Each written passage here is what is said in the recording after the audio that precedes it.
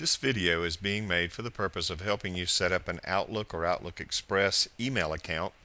Also, portions of this video will instruct you in how to be able to access your email through any web browser anywhere in the world. So if you'll stay tuned, we'll try to get you there. First things first, you need to locate your email icon. In my case, I have it down here in my status bar.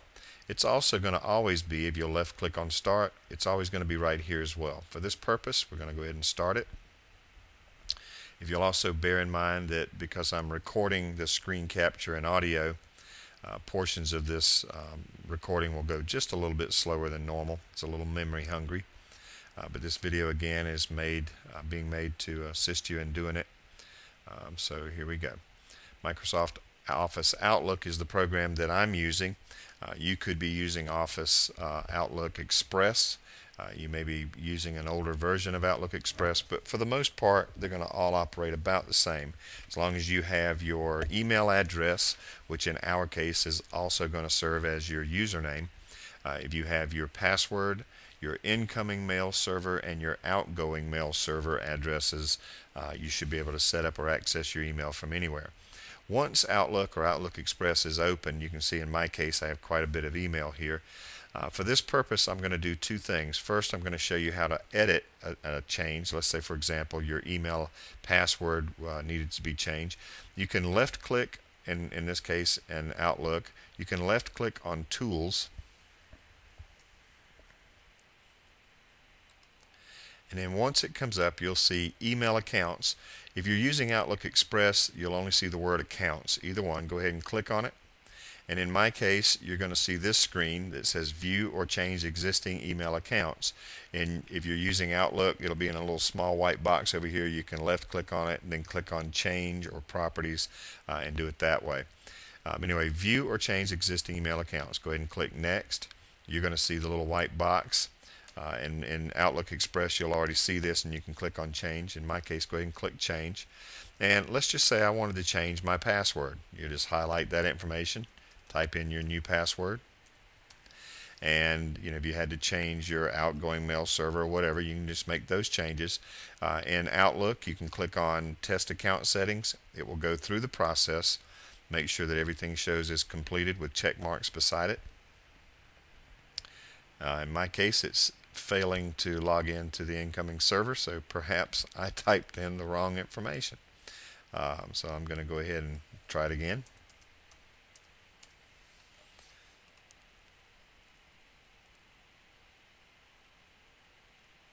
And this time it appears to be going through. Shows you how important it is to get that password correct. It's very case sensitive, so it's either all small letters as we normally use or whatever. Go ahead and click on Next and then Finished, and you're done if you were just editing an email address. If you will bear with me for a second now, what I'm going to do is go in and I'm actually going to delete my email so that I could show you how to set up a new account. So you've got a new email program, Microsoft Outlook, and you want to set up a new account. Again, go to Tools, Email Accounts, or in your case Accounts if you're using Outlook Express. Add a new email account. The server type is always going to be a POP3, so you select that, click Next. Type in your name. Now in my case, I'm using the name skisoutheast.com.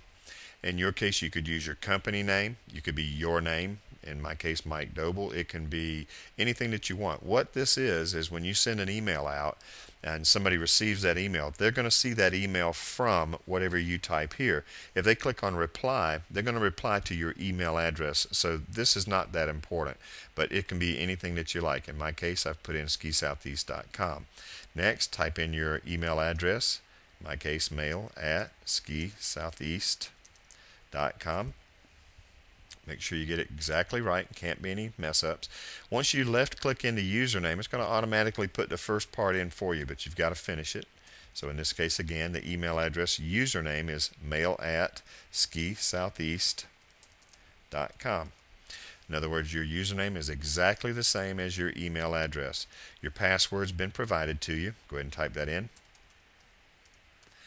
And make sure that there's a check mark in the Remember Password field. The incoming mail server is going to be mail, M-A-I-L, not at, but mail.yourdomainname.com. In my case, skisoutheast.com. It might be in your case mail dot whatever your domain name is.com. The outgoing mail server SMTP should be typically whoever you're connected to the internet with, Charter, Bell South, whatever. And if you're going to be using your domain name or AppNet as your outgoing mail server SMTP, you're going to use mail, M-A-I-L, dot your domain name, in my case, skisoutheast.com. So you make sure that that's correct. Now, if you're going to be using us as your outgoing mail server, you're also going to have to do one more setting. So you click on More Settings, click on the Outgoing Server tab, put a check in the My Outgoing Server SMTP requires authentication.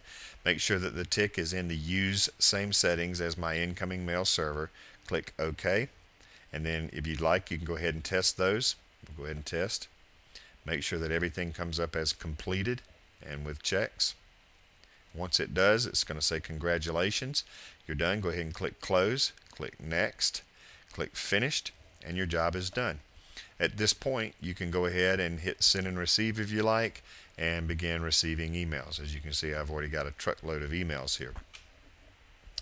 Now, if you would like to check your email via a web browser, in other words, Internet Explorer, you can go ahead and start Internet Explorer if you haven't already got it started. Okay, mine defaults to come up on Ski, North Carolina in this case, but at any rate, once you've got it up, just go up to your address bar and type in www.appnet,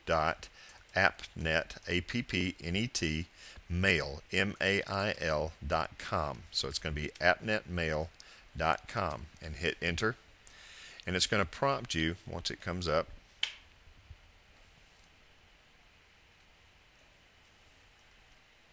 And once it comes up, it's going to say webmail. It's going to prompt you for a name and a password.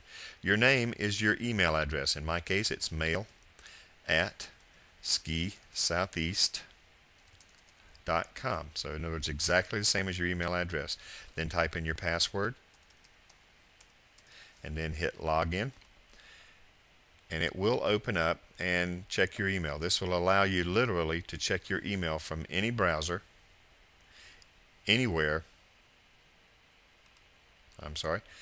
It will allow you to check your email from any browser anywhere in the world.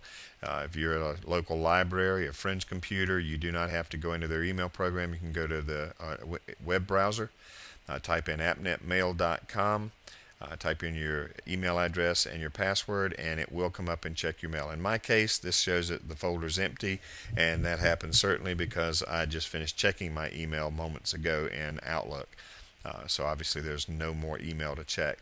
But this email program works just as good as Outlook or Udor or any other program for that matter. You can read email, delete email, look at your inbox. You can look at your sent folder. You know, if you've sent things out. You can certainly reply and respond to email if you're on the road, or if you just prefer to use this kind of program rather than Outlook or Outlook Express. When you're done, just click on Sign Out, and you're done. So that hopefully helps you. If you do have any problems, for some reason you're not able to quite figure it out on your own, you're more than welcome to pick up the phone and call us at 828-963-7286. Ask that you, first of all, address and ask for Adam Goodlock. He would be happy to help you. If not Adam, Michelle Goman or myself, Mike Doble, Jim Alesko, pretty much any of our staff would be able to help you with your email situation. Ask that you do try to solve it on your own here, but if you're having some issues, feel free to call. Thanks.